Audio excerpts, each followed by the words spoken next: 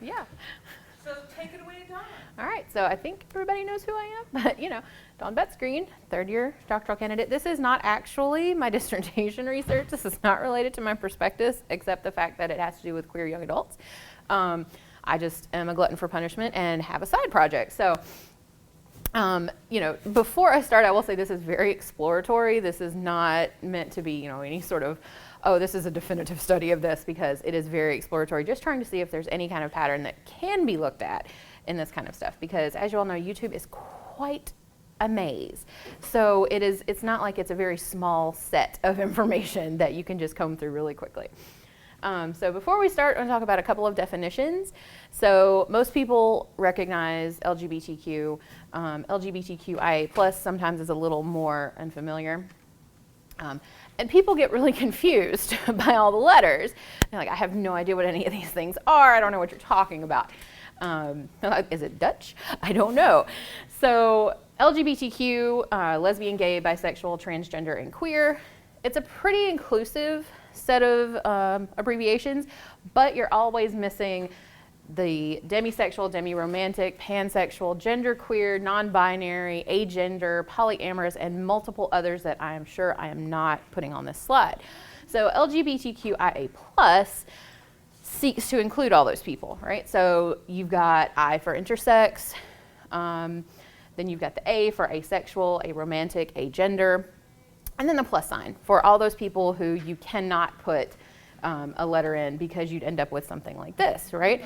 And at some point it gets completely unwieldy and it helps no one.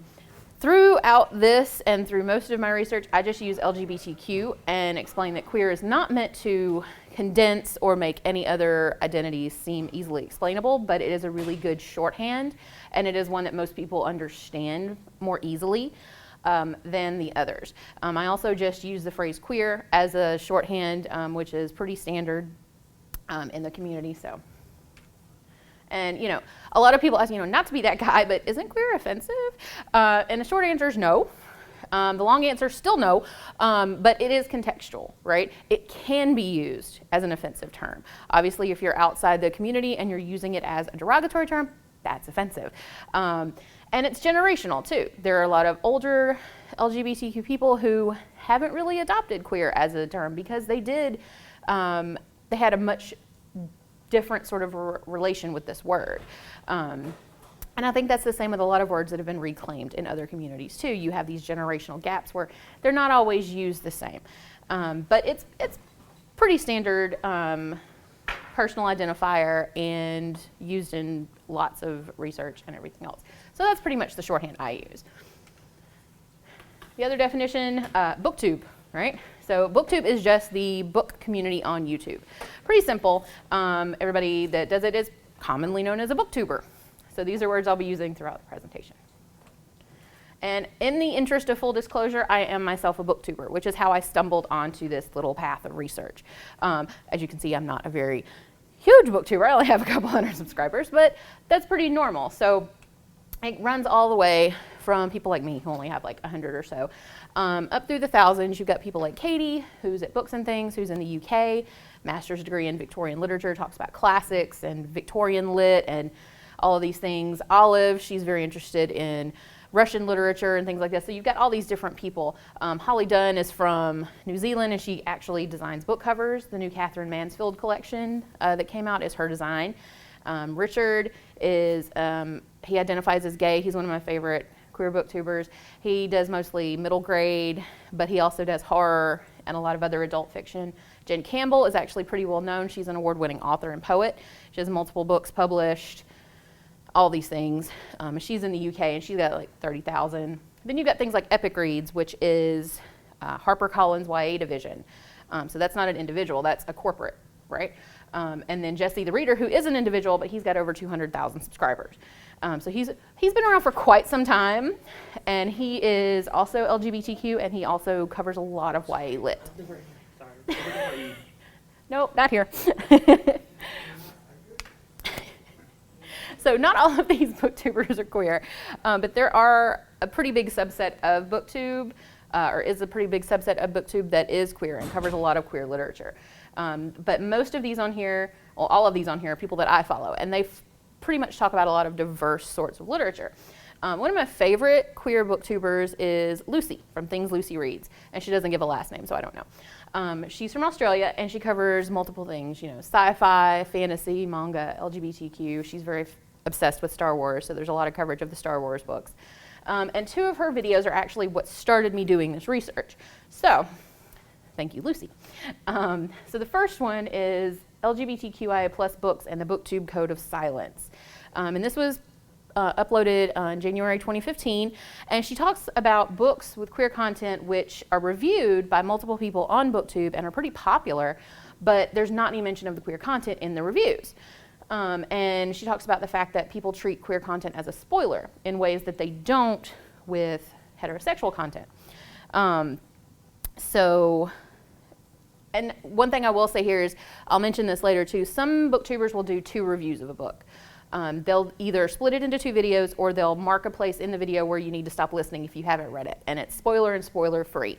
So they'll talk about the basic stuff at the beginning, things like you would put on Goodreads, basic bare information without giving anything away, and then at some point in the video, or they will make another video in which they talk much more deeply about it, and they'll talk about all the things that would spoil the ending or spoil relationships, things like that.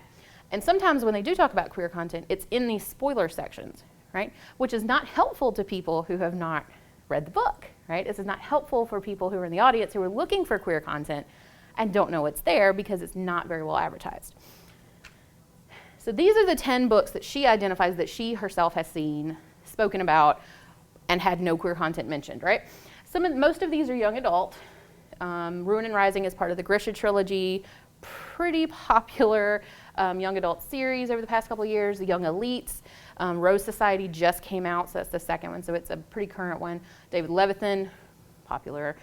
Nina LaCour, pretty much all of her young adult stuff is LGBTQ. In this one, the main character is bisexual, and it's pretty obvious that there's queer content, so it's a little weird that it doesn't get mentioned. And when you've got books like Dorothy Allison's Bastard Out of Carolina and James Baldwin's Giovanni's Room, those are modern classics which are known to be queer, right? These are pretty much standard queer lit books when people are saying, what are some classics I need to read? People are like, oh, you need to read Giovanni's Room, right? You need to read Dorothy Allison. It's like, it would be like Ruby Fruit Jungle almost being up here. It's sort of the same thing. Like, people know it's there, but it's not being talked about. So the second video may require a little explanation. So there's another booktuber called Ginger Reads Laney, and she started this tag several years ago. It's called Top 5 Wednesday. And it has grown to this massive group, right? There's a huge Goodreads group, up over 7,000 members, and it includes booktubers and regular bloggers. And they put a topic out for each Wednesday in the month, and then you just make a video, right? So your top 5, my favorite one was your top 5 characters you want to drown. That was such a fun one to do. But so there was a Top 5 Wednesday diverse books. And Lucy made this video. It was in October of 2015. And she talks a lot about the issue of coverage of diversity on Booktube. And she says, during a normal week, she'll log into YouTube and her Top 5 Wednesday, videos will be on her feed, and there'll be anywhere from 5 to 10. The week of diverse books, there was 1, right? And I noticed this on my own feed too, because I follow a lot of people who do this. And, usually I'll have upwards of 15 or 20, and I only had 3 or 4. And it was the people who always cover queer content and always cover diversity. So those weren't surprises. I expected them to have videos that week. So she talks a lot about Aristotle and Dante discover the secrets of the universe in this video. Because she says, this is probably a book that a lot of people are going to put on this list, but they don't talk about it as a queer book. And they don't even talk about it as a Mexican-American book a lot of times. So she gets very, and if you go and seek this video, she gets very passionate about this. And that's what I love about her. She has no chill, to put it one way. She has no chill about this whatsoever. It makes her so angry, and she's so passionate about it. And I love that, because you love seeing that in people, because you realize they really are interested in these things and they're not just making these random videos. But she talks about how they keep calling it a friendship book. And yeah, there's friendship in the book, okay? Let's make that clear. But there's also clear queer content. and they are Mexican Americans. And these things just aren't mentioned when they're talking about the book.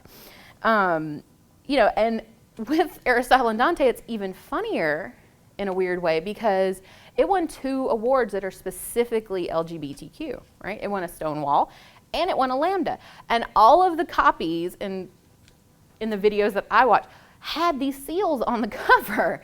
So that clearly has queer content. Even if you've never read the synopsis, you can look at that cover and see, okay, those are queer awards. This is clearly a book that has queer content.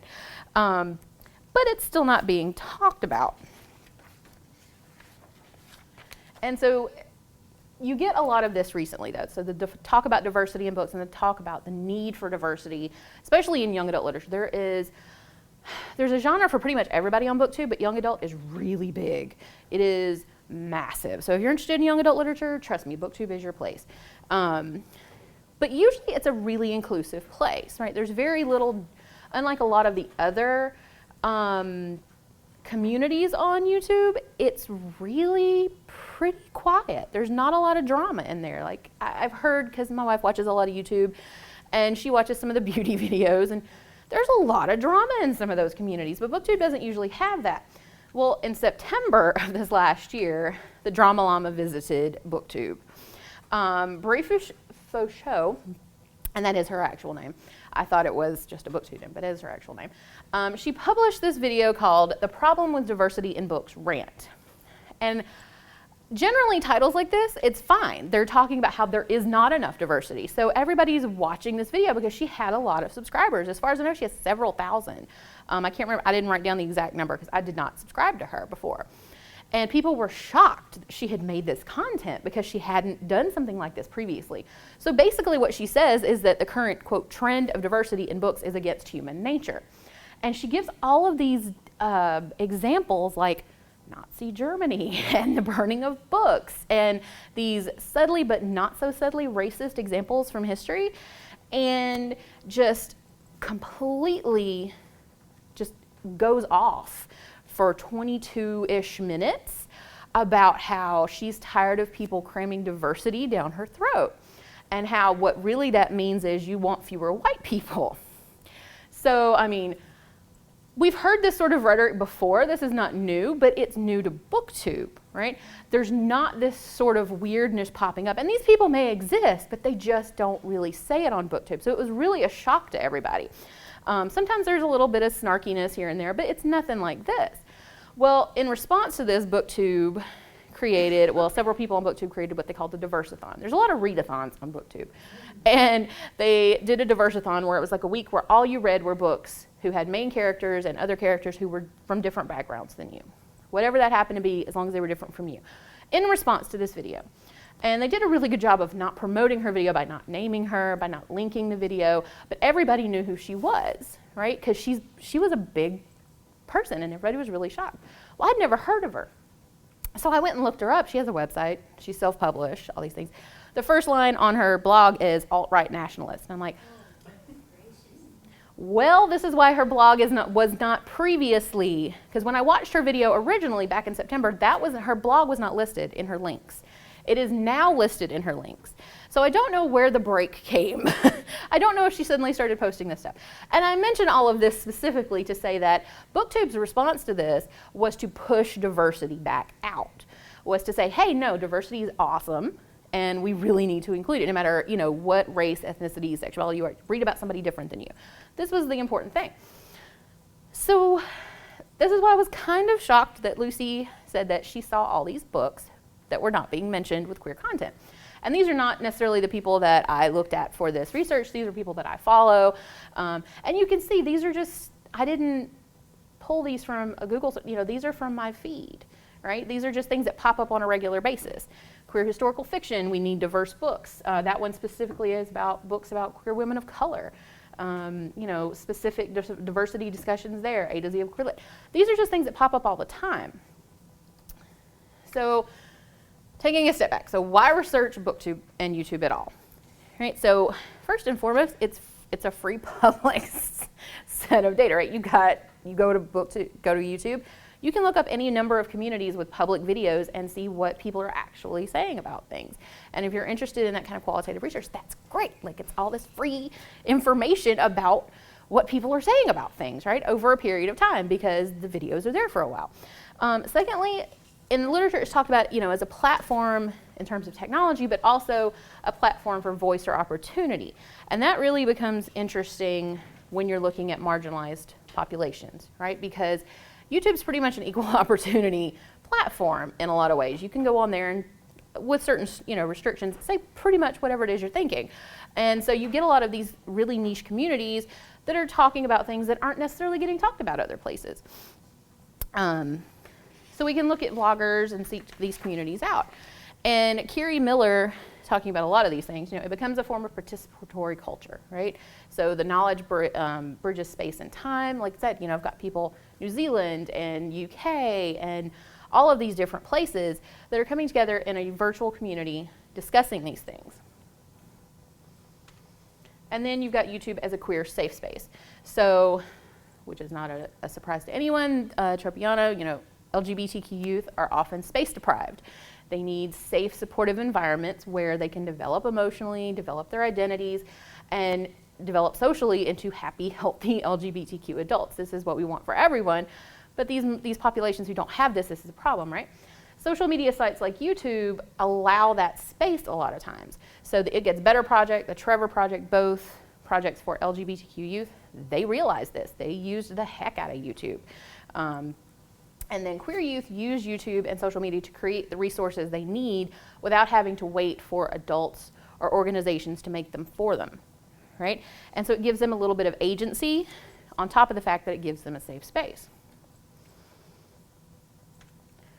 And then Booktube is even further smaller here, is a queer safe space in itself for the bookish queer youth, right? You can have discussions and comments. You don't have to use your real name, right? So you don't have that danger of outing yourself unless you have a video of yourself up, right? You can have conversations with people who are interested in these kinds of things, meet people like themselves, and discover, queer resources without outing themselves. And one of the groups that I use a lot in all of my research is this from Acevedo Polakovich from 2013. And they didn't look at libraries, but they identified outing themselves as the primary barrier for queer youth using any kind of services, even those that were specifically designed for LGBTQ youth, right? The act of actually having to say, I'm gay, could be dangerous for them, so they don't use them. And if you're a kid looking for books, resources, things like that, because people on Booktube do talk about more than books, this is a really safe way to get those resources. You don't have to worry about outing yourself to them. These people could be hundreds of miles away. They don't know who you are. They don't know what school you go to. But yet you can have this conversation and get these resources. So the actual project. So I wanted to see, does Booktube have this unofficial and ostensibly inadvertent code of silence when it comes to LGBTQ content in YA books?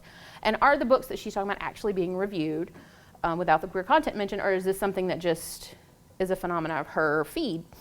And if they mention it, is it included in the regular video, or is it part of a spoiler section?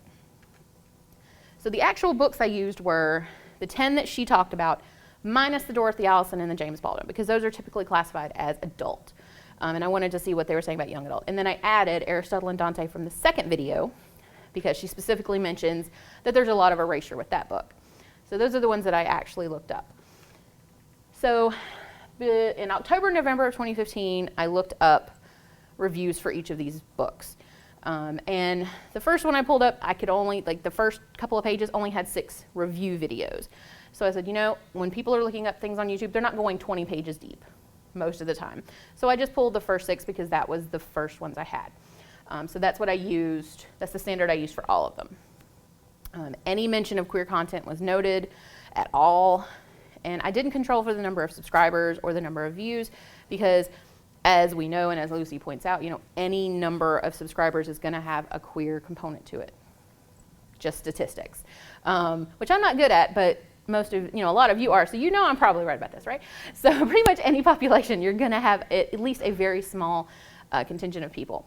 And one thing Lucy does note is a lot of the books that she was looking at, she didn't know they were queer until she went to Goodreads and saw the shelf tags. So I went to Goodreads and looked at the shelf tags for each of these books.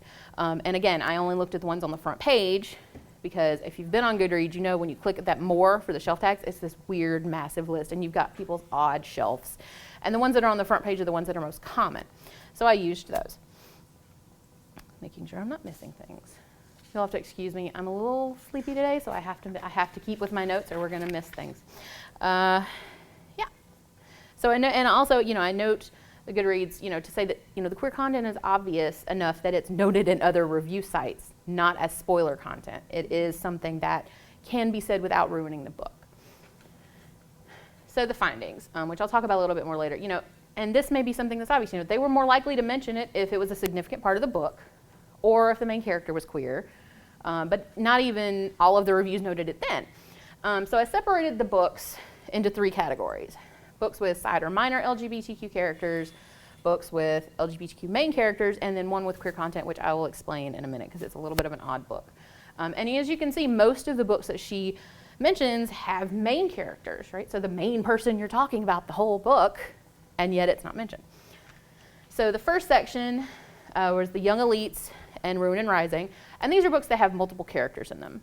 It's part of a series, and only 1 of 6 videos for each of those mentioned it. And on the right, you'll see the Goodreads shelf tags. Neither of these have queer or GLBT mentioned. And that's more than likely because it is a side or minor character. And I have not read these 2 series, so I'm not sure how big that character is, but from all accounts and all the reviews that I watched, because even past this, I had heard of these books before, and had never heard that there was a queer character. So it's apparently a person who is very minor. Okay, but the main characters, right? These are a little different. The numbers are a little bit misleading, though. So the first book, I'll Give You the Sun by Jandy Nelson. You'll see over on the right, it does have GLBT in the shelf tags. And 3 out of the 6 videos did mention it. But one of those 3 mentions that the book deals with, quote, homosexuality, and immediately notes that this is not a genre she typically reads. Okay? And the word homosexuality itself isn't a problem because it's not necessarily a slur. But this is a word that is the word of choice of groups and individuals who have issue with the gay community and who think that it is a lifestyle or a choice and are constantly giving the gay community issues, right? So it's not a word that is readily used within the gay community commonly. And even the National Gay and Lesbian Journalists Association mentions in their style book, don't use that word unless it's in a medical context or in reference to a specific sexual act, right? This is not the context she was using it in here. And, this may be a, completely inadvertent choice of word, but even inadvertent choices of words can be damaging, right? The bigger problem is her immediate distancing of herself from the genre of gay literature, which I'm not really sure you could even call it that because it's not really. Even if she didn't mean it the way it came out, what this presents is a view of queer literature as something that you need to distance yourself from, that she only read by accident and isn't worth reading, right? So you can imagine what that might do to a young queer watcher or viewer. For those who aren't queer, it says to them, I don't need to read books with people different than me, right? It's not really that valuable, obviously. Emily Danforth, who wrote Miseducation of Cameron Post, her book got challenged and banned and all of this. And she specifically says, connecting with fictional characters who hold beliefs different from your own can inspire empathy, which in turn combats fear and intolerance, right? And multiple people have noted this. This is not a new idea, right? But I think it bears mentioning there. The second book, Everything Leads to You, 5 out of 6 of the videos did mention it. One of those has regular queer content. So they actively seek this out. Then another one mentions that the main character breaks up with her girlfriend. So she makes mention of the fact that there is queer content. But then she goes on to say that she enjoyed the queer content because the character acted, quote, normal. And what she meant by this was she's not struggling with her identity, her family accepted her, her friends accepted her. And it is wonderful when that happens. And it does happen in real life. There are plenty of queer people who don't have to deal with intolerance on a daily basis. However, that is not the truth of everyone's life. And you've basically just delegitimized the experiences of the people for whom that's not how the world works, which is a problem. Darkest Part of the Forest by Holly Black. This one does not have a GLBT tag. It is one of the main characters, however, that is queer. I believe it's the brother. And one of the four mentions that the book deals with, quote, homosexuality and promiscuity, linking the two as issues, which, again, very problematic, right? Not really a way you would talk about maybe an ethnic minority or a racial minority if you're talking about the content and the characters, right? And again, these could be inadvertent things, but that doesn't change the damage that they do. Okay, Far From You. This was the one I only had 5 reviews for. Not that many people reviewed it. From all accounts, it's a great book, but apparently not that many people have reviewed it. It does have GLBT in there twice, actually. It has GLBT and then GLBT queer. 2 of the 5 either have previous queer content or are queer themselves. And one of the other 3 treats the character's bisexuality as a spoiler. So it's in the spoiler part of the video. And then the vlogger goes on to complain that queer content is too widespread in books and media. So again, you've got this huge issue. Even though the content was mentioned, it's not mentioned in the most positive of lights. Aristotle and Dante, only 2 of the 6, even though all 6 held up books that had Lambda and Stonewall awards. And this is not a community that is ignorant of awards. So these are not people who don't know what those seals mean.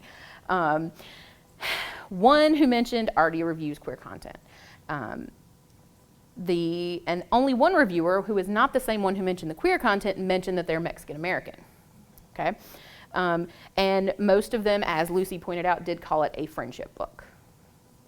And more than this, only one person mentioned queer content, but this book is a little odd. There were very cryptic and vague reviews of it because it is very difficult to discuss this book without giving things away immediately.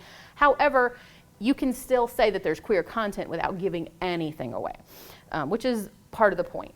And the one person that mentioned it says that, in a passing comment, that he found the book on a list of good gay characters on Goodreads. So it is out there. This sort of information is already posted. GLBT is in the Goodreads tags for all of these except for Darkest Part of the Forest, which still is confusing to me. Because again, main character. And then this last one, Every Day by David Levithan, is a very strange book. So it follows this character who you only know as A, and every single day he wakes up in the body of a new person. They're his same age, but he wakes up in a new body every day. And the main thing with this book is that he wakes up in the body of this guy and falls in love with his girlfriend. Well, the next day he wakes up in another body. He's a whole different person. And he doesn't stay a guy in all of his rebirths or whatever it is that you want to call it. So he's a girl some days he's a boy. And this, I think, would give such a great opportunity to talk about gender queerness and, transgender identities and all of these things, but it's not happening on Booktube at all. So 4 people did mention it, but it was primarily in the context of complaining about the fact that it was asking too much of the girl character to deal with the situation. And that's an opinion, and that's fine. But there's no other mention of, this is, a lot of issues of gender and construction of gender and things like this. And these are not all booktubers who would be ignorant of these topics. Some of them talk about these deep, interesting, very almost academic sort of topics with books a lot of the time. So this is it would not be an unusual situation for you to sit there and hear a 20-minute video about gender construction in young adult literature from these people. But it's just not happening with this. And the interesting thing to me that came up while watching these particular reviews is the issue with pronouns. Transgender individuals have a lot of issue with people misgendering them. It's used as a form of verbal violence by people who are opposed to the transgender community by, actively using the wrong pronouns and their dead name, their original name, as an act of verbal violence to show them that they're not supportive of them. And these people were not doing this as an act of verbal violence, I do not believe. However, the issue with them being so very uncomfortable with the fact that they couldn't figure out a pronoun in some of these situations, and it was very clear in some situations that this person was a he or a she in this book. So it would have been very easy to talk about those pronouns, but they were very uncomfortable with it. And I think that points to an entirely different sort of issue with this general discomfort around transgender issues, because there's not a lot of talk about that on Booktube. There's not a lot of discussion of transgender books. If you'll notice, pretty much all of the books, let's see, gay male for the first one, I believe the second one was a bisexual female, gay male, bisexual or lesbian girl, 2 bisexual boys. More than this, I believe, was male. So these are not, a really broad cross-section of identities in these books. So to have a book that could open up that conversation about transgender identities be so weirdly reviewed is problematic. All right, so the limitations and conclusions from this, right? It was a really small sample of videos. I only used the 9 books that were mentioned in Lucy's videos. Obviously, there could be tons of books that have this minor queer content that are being mentioned. So this is not comprehensive, and as I said at the beginning, it's very exploratory, very early, but I think it's pretty clear there is a pattern of invisibility forming here, particularly when you're talking about minor characters, books that aren't necessarily going to be cataloged in a library as having queer content because it's a minor character. If the main character is gay, a lot of times that's more likely to be cataloged that way. It's more likely to be on Goodreads that way. So it's a little bit more findable. Queer vloggers and vloggers who cover queer content normally were the most likely to mention the queer content in a positive way. I didn't find that too surprising. I identify as lesbian and queer. I cover queer literature, so if I'm making a video, I'm obviously going to mention it in a positive way unless the book is just terrible and presents it badly, right? These are just the things we do. And then the content was more likely to be mentioned when the main character was gay or lesbian or queer or whatever. When there's a minor character, people did not apparently find it important enough to talk about. And that's another problem, right? Because in the library world, there's this discussion of in some articles, talking about book talking these books with queer content and making sure you mention that so that the kids can find it. If you don't mention that there's a queer character, they may never know, and they may never find that book that helps them see themselves, right? Okay, so why is it important? And I loved the way Lucy put this, so I just put her quote here. If you're not part of a minority, you have no trouble finding yourself in books, you can't understand how important it is to find a book that has you in it when other books don't, right? I mean, I connect with this on a personal level, right? It's very difficult, and it's even more difficult, and she mentions this in the Diverse Wednesday book, our Booktube video, that, she is cisgender, white, and lesbian. She's like, it's difficult enough to find myself in a book. She's like, I can't imagine how hard it is for queer people of color or queer people with disabilities or people in general with, in these categories to find themselves in books if people are not talking about it. And, in LIS we have this, we're really familiar with Rudine Sims Bishop's Mirrors and Windows, right? The fact that a reader should be able to look into their literature and not only see themselves reflected back, but also be able to look into other people's lives. Because, as Emily Danforth points out, this creates empathy, prevents hate and intolerance, right? It's really hard for people to hate someone they know as opposed to someone they have no idea about, right? This is, again, not a new concept. This is across the board in a lot of disciplines where you hear this. So this, not only does making this diversity clear have the important result of allowing these queer kids to find books that they may be able to identify themselves in, right? Lucy says, I didn't even know I was a lesbian until I found a book about lesbians and went, oh, that's what that is. And I know a lot of people who had that experience. And you want that to be there, but also pushing that diversity out, not just with LGBTQ literature. This is just one of the easiest to track because it is so controversial in some people's minds. They don't mention that Ari and Dante are Mexican American, right? This book was set in the 80s when immigration now is not great. But in the 80s, We had another, these are issues that kids are dealing with, that people are dealing with. They need to see themselves in these books, right? They need to find out that there are books about queer immigrant kids, about Muslim girls falling in love, which there are. There are some brilliant books out there, but they may not know they're there, right? So that's the importance there. And so silencing of this queer content, whether it's intentional or not, it makes the content invisible, right? And it makes all diverse literature invisible if you don't put it out there that it exists, which in the end hurts the people that it's there to best reflect. And I don't think any of us want that, right? So hopefully I'll be able to do a little more in-depth look at it at some point, because I feel like there is a pattern emerging and I would really like to see how far it goes and look at other books that are popular, because these are all books that were very popular on Booktube, because there are books that make the rounds and they're just constantly talked about. So I would like to look at some others that are similarly popular, but just haven't had time yet. So I think, yep, that was it. So.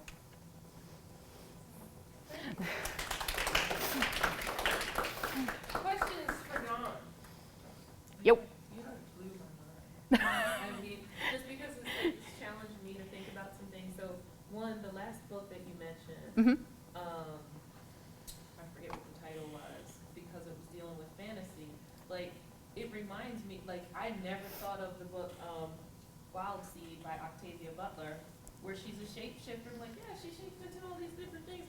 But I never would have thought about it in that, in the way, like being able to say, oh, wow, you could use this as a talking point for, people with gender identity. And I've seen Wild Seed use it. I love that book. Yeah, and so thank you for that, Yay. having me check my own, framework. But the other thing too is just, I was reading the book by Toni Morrison that's about her lectures on whiteness and the, literary imagination. And she's taking it from the writer's side of things. Like, how is it that people, I'm hoping we'll get to a point where authors look back at the time and be like, you didn't include any LGBTQ characters in your books. Why? Why do you write in a way that you don't even see it? So, like, I mean, this seems like the first step of, like, identifying the people who do, but then also the people who maybe just are, as the one person said, writing a normal book. Like, why is this an invisible population? Or, like you said, a got you moment. Like, how do you feel like that?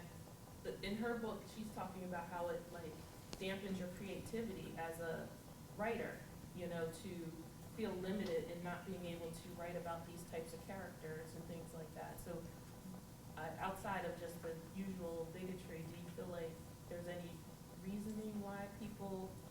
Oh, why there's so much whitewashing and straightwashing and... Yeah. I don't know, and it gets defended a lot by people like Brie Fouchot, who say, well, they tell you to write what you know, but she writes fantasy novels about fairies and unicorns. And I'm like, I'm not saying fairies and unicorns don't exist, because they could. But you can't sit there and use that argument as write what you know and write fantasy, right? Because, I mean, look at Octavia Butler's books. Those things may exist. We don't know that. These are fantastic worlds. So I don't know the answer to that, other than to say that I think people are learning better. I know that there was an exchange on Twitter with V.E. Schwab, who's writing a really popular fantasy series right now, and she said, I don't have a whole lot of characters of diversity in there, and I'm learning better, and I'm going to fix that, And I think a lot of people, they do it, they don't even realize. Because I've seen several authors go, I wrote that entire series and didn't realize it was all white folks. Right. But it says that, that's the thing. It says something about your limited It does say creativity. something. Like, it's like a lot of times we're not looking at society like limiting. We're thinking that's the dominant culture. So it's like you feel like you're free, but you're really actually limited sometimes in the scope of your creativity. And if you can stomach it, watching that Brie Fouchot video is actually really interesting, because she goes into this whole thing about how humans' natural tendency is to group with your own people and not with other people. And I'm like, well, maybe, but we learn better, so we do better. And she's using these examples of way far back that I was like, yeah, they did those things, but we know that those are terrible things and that is not how society should work. We're living in a society, people, and this is not how it should work. So I don't know. And we're also living in the land of alt-right nationalists like Brie Fouchot who think that's completely cool. And if I knew the answer to that, I think I could save the U.S., and I haven't figured it out yet. So, yeah. Cheryl, did you have your hand up? I think that, I was listening to what you were saying in terms of there not being enough, I don't use the word publicity. These aren't necessarily accessible to any audience, never mind the one that you're most concerned with. Have you looked into any possible impact on publication? I mean, if people aren't reading these books, are publishers less likely to publish them? Well, that's almost a step back. Yeah, some people say that that's maybe what it is, that it's not publicized enough because they think people won't buy it. But the thing is, there have been so many YA books come through Rainbow List that are already just massively popular. And people knew they had queer content right off the bat. I mean, Ari and Dante, that was one of the first things you heard from non-booktube review. You know, it mentions the bisexuality. It mentions the Mexican American kids because you don't get queer people of color in books a lot. So everybody was freaking excited about it. And I'm guaranteeing you that did not hurt that book's sales at all. At all. This was pre-awards. So I really don't think that's an excuse anymore, right? Some people might think it is, but I think it goes back to Brie Fouchot's kind of, well, our natural tendency is to do this. People assume that sort of content's not wanted when really it's kind of the opposite now. And people buy it, and the publishers are seeing that. They have active, if you look at, I think it was Epic Reads that had a whole series, and it's run by HarperCollins, and they had a whole thing about queer books. So they realized that it sells. And really it's not necessarily, and not all the books are going to say right on the front cover, this is a great queer book, because they just don't say that kind of thing on the covers of books most of the time. But when you see it in other sorts of review venues, but you don't see it in this specific one, that's where I was having the issue with it. And I'm not really sure where that disconnect is, because they support diversity like crazy. I mean, I'm not saying it's an excuse. I'm just Oh, no, yeah. saying it's my thought process was, okay, because part of this have to do, it's like a catch-22. If publication isn't happening, possibly for some of these reasons, it's not out there. And also because people aren't reading it, because it's not out there, more it's not getting published. Yeah. Well, decade ago, that might really have been, might have been the purpose, but now there is so much of it that it is just like, when I did the Rainbow List, we were just inundated. And you can ask Christy, she's just rolling in it right now. It is. Yes. Coming forward and they're publishing these books. So I'm not seeing these books as not being published. If the big publishers aren't going to do it, then somebody else is going to. Yeah. And even these big publishers too are coming off with separate imprints that are specifically diverse books. And It's really exciting. It makes Rainbow List and things like that much more difficult because we have much more to look at. So, yeah. So you mentioned that there's the interaction between YouTubers. So they're watching other people's YouTube videos and reacting to it. And so I was wondering, do you feel that there might be a connection between, say, a popular person's covering a book and possibly shaping what is talked about, what is not talked about in the book by other people that then review it afterwards? Oh yeah, I'm sure there is, because there are thousands of booktubers at this point, because there's so many that are they have like 100 and something subscribers, and they don't even care. They just put the book stuff out there. But you got people like Jessie the Reader who have 200,000. And there's a group of UK booktubers who actually got contacted by the Man Booker Prize, and they did a whole series with them, and they vlogged from the Man Booker award ceremonies and all of these things. So I think that does shape it a lot. The thing is, most of the ones that are that big are promoting diversity, which is why this is even more confusing. It's like most of the really big booktubers are all about diversity in all of its, all of its shapes and forms, queer literature and racial diversity and religious diversity and all of these things. So that's why it's very confusing, and why I was like, I really need to look because I have no idea where this is coming from. It's a really weird subset. Two things. One, just a comment, and second is a question about the method.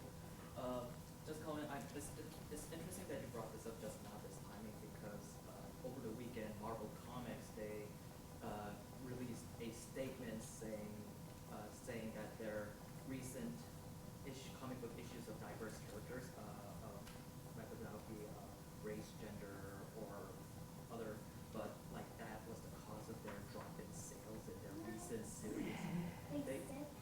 They basically said that.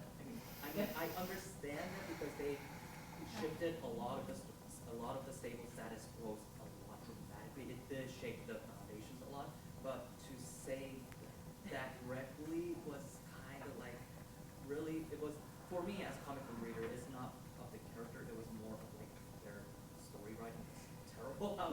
Yes, some of it's great, like the Black Panther with Ta-Nehisi Coates. That's great. That's great, but Black Those are Panther- fabulous. Black Panther was a origin Exactly. story, but right now the shift that's been Uh-huh. happening with the Thor being a woman, Which I thought was fabulous myself. It was greatly written, I thought.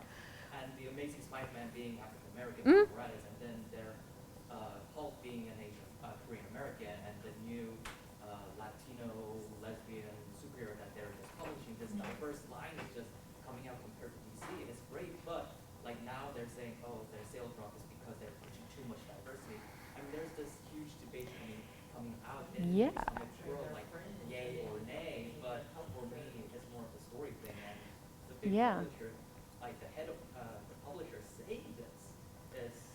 That's hugely problematic. Our graphic novel for the Rainbow List, isn't that Marvel? Which Or one? is it DC? Which one? The one that recently just came out as a tribute to Pulse. I think that was Image that did that. Yeah, Image did that one. Yeah. And, I don't know, I mean, I think that just this thing that thing about like from some sales and marketing, statistics, I would need to look, did you actually lose your core base? Or is it just that your core base didn't buy diverse, comics? Because I feel like the question has to be asked when somebody makes that kind of statement. Did you capture a new market that was a fringe? And then but you lost some of your core market, and there hasn't been, that increase. And that's the only way I would scrutinize that statement a little bit more before jumping to that. According to the statement, they said that they did extensive interviews with retailers and publishers and analyzed like recent sales. And Marvel has been doing this consistently because they revamped their titles 4 or 5 times the past 3 years. They do reboot basically, which Yeah. But I'm just saying, did they distinguish, were these unique, did they lose their the people who have been their bread and butter, the people that come back time and time again, or did they lose it across the board? You know what I'm saying? So it's a mixed opinion from the comic book reviewer. And from what I hear, they drop sales somewhat when they do reboots anyway, because you're going to tick off some of your core readers who don't want you to reboot. Well, part of And then it comes also back, is the most it's. vocal. You have to keep in mind that the most vocal people with comic books tend to be like people who just know a little bit and they haven't been there for a very long time. Sometimes you might get teenagers or kids that they're very angry, they're frustrated. It's like they're not appealing to me, and maybe you were the core demographic, but now they're appealing to other people as well. And it's not necessarily like the actual reason might be the storyboards and the writing. However, the most vocal people that they're hearing the most about are the people that are posting the most, that are writing the most. It's Yeah. the people who are like, well, they don't look like me, so Yeah. it's hard to say what it actually is. They're going to hear the most about that it's going to be that they don't look like me or they don't. Castle, when you were saying that, did you say that they saw the things and they said, oh, this storyline is garbage, but that got interpreted as it's garbage because the person doesn't look like me, or it's garbage because it was garbage writing? It was garbage. It was garbage. Not because Yeah, a lot of them were. And I think it's because they tried to push them out too fast. Yeah. They didn't take the time on them, and now they're blaming the fact that they're using diversity in them. and that's going to hurt publishing on that. Diversity, like, oh, okay. Yeah. And that's the problem. They want to use it as an opportunity, and then they don't put the effort they should have into it. You know, if they put the same effort into those as they put into making sure they had awesome writers for like Black Panther, they had Ta-Nehisi Coates and Roxane Gay writing for Black Panther. I mean, those are big names. You get that much effort into all of them, yeah, they're gonna sell. But if you've got crap on the page, nobody's gonna buy it. Maybe the first one, and then they're not gonna buy the others. So yeah. So, then with the question with the YouTube videos you chose, Yeah. that you chose like book reviews, what was the criteria of choosing those? Was it just based on title or content? Right. So I actually watched several of them that ended up not being book reviews. So, and I've watched enough Booktube that I can kind of recognize them from their titles. So there's a lot of book hauls. So where people show all the books they've bought or they've gotten from the library. And sometimes they'll put the title in the description, so it'll pull it up, but it's not really a book review. It's just listing they have it. So I didn't use those. And then they have what they call wrap-ups, which is just, talking about the books that they read in a certain period of time, like, January wrap-up or whatever. And most of the time, those are just mentions and they're not actual reviews. So I just didn't include those. The only ones I included were ones that were, the whole video was a review of that book, or it was a review of a couple of books and it was actually talking about the book itself. So you watched all the videos? Yeah. I love that you, oh, sorry. I was saying, I love that you mentioned Aristotle and Dante. Yeah, well, The way that you did. Lucy, you need to watch Lucy's, she got mad, and I don't blame her, but there was some NSFW language. I mean, she was very upset, and I agree, I agree 100%. I'm thinking about the treating it like a spoiler, because I actually did a book trailer for that particular book that's up on YouTube, and I didn't reveal Yeah. the LGBTQ content, because even though we know about Dante halfway through the novel, you don't know exactly how Right, the and novel is going to end. yeah. So it is kind of like it's on that fine line between revealing what exactly that content is, if you're going to spoil the. Well, here's the thing. She discusses this, and I think she's probably right about this. There's two ways to talk about that, right? So you could do spoiler and say, these two queer characters get together. And that would obviously be a spoiler, because if it's not on the back cover and it's not an obvious part of the book, you may not know that. However, it's not a spoiler to say that there's queer content in this book, right? So I don't, if I'm reviewing Ari and Dante and I say, I don't want to give anything away, but I just want to let you know there is some queer content in this book. So, that's not a spoiler. That's not a spoiler at all. If you're talking about I'll Give You the Sun, if you say there's a character that comes out in the novel, that's not a spoiler because you don't know who it is. Or if you don't even want to say that, you could just say there is queer content in this book, right? And that's important. That's enough that a kid looking for that kind of literature would read it. And yeah, they may be a lesbian kid looking for a lesbian character and they read I'll Give You the Sun and they get a gay male, but it's still the queer content and they're still getting it. And as someone whose first queer book was a book about bisexual men of color, I can tell you that it doesn't matter if they don't look exactly like you. It is still awesome to find people who are at least adjacent to you. So, I mean, on some level, I get why people were treating it as a spoiler, but it doesn't have to be. They don't treat heterosexual content the same way. So if you're talking about, I can't think of one off the top of my head. There was a book that was really popular on Booktube, and it had a love story in it. They didn't say who got together, but they said, there's a great love story in this. If it was a queer love story, there's a great queer love story in this. You don't spoil anything. So, but you still put the information out there. So. Other questions for Dawn? I'll ramble about it all day. Wind you up. Okay. Well, Cool. great.